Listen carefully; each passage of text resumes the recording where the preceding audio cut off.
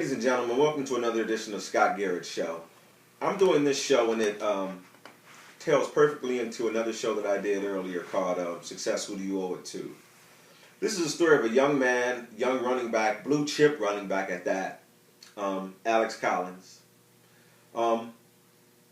First I'd like to start with reading a quote from his mother's attorney. Yes, his mother has hired an attorney. So let's read the quote from his mother's attorney. Miss McDonald understands that Alex has received consent from his father for him to play football at the University of Arkansas. However, our client's initial intentions remain unchanged. What would her initial intentions be? That's a question we'll try to answer later. She's a loving and caring mother who only wants her son to choose a university without any outside inappropriate influences. It would seem that possibly she's the outside inappropriate influence. I don't know. We'll get into it later. Miss McDonald hopes all NCAA rules and regulations were followed during today's signing. She's not seeking any personal financial gain. Why would your mother be seeking or have to say she's not seeking any personal financial gain? The kid's going to college. He's not going to the NFL. But her only concern is for Alex's happiness and well-being. The Cochran firm is standing by Miss McDonald. Yes, the Cochran firm. I thought the Cochran firm did litigation. I didn't know that they did family court or family issues. I can't figure out what dog the Cochran firm would have in a fight if there's no money involved. I know I've had to hire lawyers and it wasn't the Cochran firm, and there was always money involved. And just to make a phone call for attorneys like that to make a phone call is probably $300 a minute. But maybe the Cochran firm is in social services now. I'm not sure. Well, the Cochran firm is standing by Miss McDonald in this difficult time. I can't figure out the difficulty in your son signing to play Division I football at a university that clearly wants him and he wants them. I don't understand how that's difficult for her, but maybe it is. And the Cochran firm has made all of its resources available to her as she explores her options. I don't know why they would have to make their resources available to her, why she explores her options, because she isn't the one signing. Now,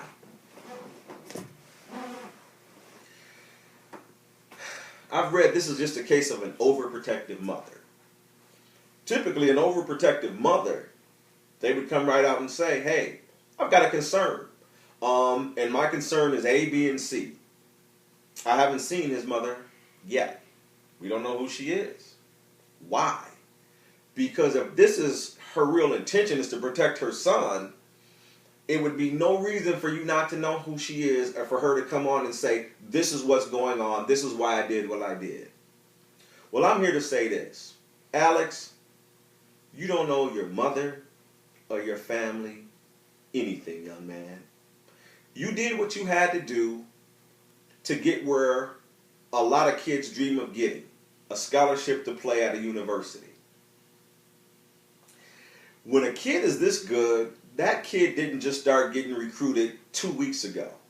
Typically, kids who are that good, coaches know who you are from the time you're in the 8th grade. So long before you would have gotten anywhere near National Signing Day, everybody would know who you are. Everybody would have made contact with you. And typically, by the time you're a junior, you have a good idea of where you want to go. So this day is just a culmination of something that you've known for at least a year. You've been on recruiting visits. You've gone all the places that you wanted to go by NCAA rules that you could. So that the decision is not being made hastily. This is the National Signing Day. He didn't come on some day that's not recognizable. This was something that had been in play for a long time. The kid had verbally committed already before. And typically guys will verbally commit the end of their junior year so everybody knows, leave me alone and let me concentrate on going to school, getting my grades where they want to be, because this is where I'm playing. So he verbally committed already. What I won't do is and I do call him a kid because he is a kid. And I'm not going to make the mistake of trying to make this about him being a man, because he's not a man. This is a child. This is a child. It's not for him to be trying to make decisions as if he's a grown man, because he isn't. Because if he was a grown man, then he wouldn't need anybody to help him sign. He'd be fine going there and signing. Let me tell you what I think this is a story of. And it's not the Brady Bunch. And it's not a lovely lady. This is a story of a mother that I believe took money. She took money and she had promises made to her about what she would get if he signed with school A, B, or C. That's what this story is about for me. Has nothing to do with his well-being. She could care less, because even in the statement from her attorneys, it's about her options, her intention. What intentions would anybody's mother have except to be happy that your child is going to school on a full-ride scholarship? I can't figure out what her intentions would be outside of that. I mean, I've got to ask the question, how old is this woman? Where did she go to college? Was this a case of her wanting him to go to her alma mater to make her alma mater great? Is that what this is? I don't know, but we haven't heard that, but that might make a little more sense to me. The rest of it, it escapes me to some degree, but I think I know what's going on. The young man is in a position now of being embarrassed. He is embarrassed at a time when he should be celebrating going to college and playing football and growing up. He should be celebrating this, but she's made it an embarrassment for him nationally. So he has to get on TV and he has to have these articles and he has to be an 18-year-old kid with cameras in his face, and he has to say things like, well, you know, my mom is overprotective. This is not a case of someone being overprotective. This is someone who has a dog in the fight, and a dog with a checkbook around its neck, not a collar. She has a dog in the fight, and it's money. And this thing stinks of money. It really does.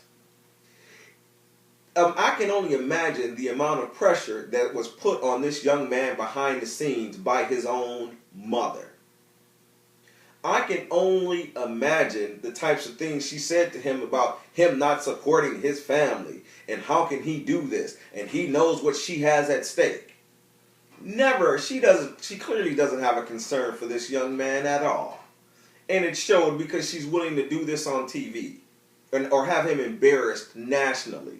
So before he can play one down, he's already got all of these asterisks next to his name and all these warning signs and different things that the young man didn't bring on himself. So he's forced to make a bunch of excuses for how this thing is played out, because he can't come out and say the things that she said to him. But what he did say is, me and my mother talked. Or more importantly, she talked. And after she talked, she left. Typically when someone is looking out for your well-being, they would want to hear your opinion about your well-being. Typically. They wouldn't go and make a bunch of statements and then jump up and leave and walk away from a son that they care about. Wow. When you care about somebody, you don't walk away.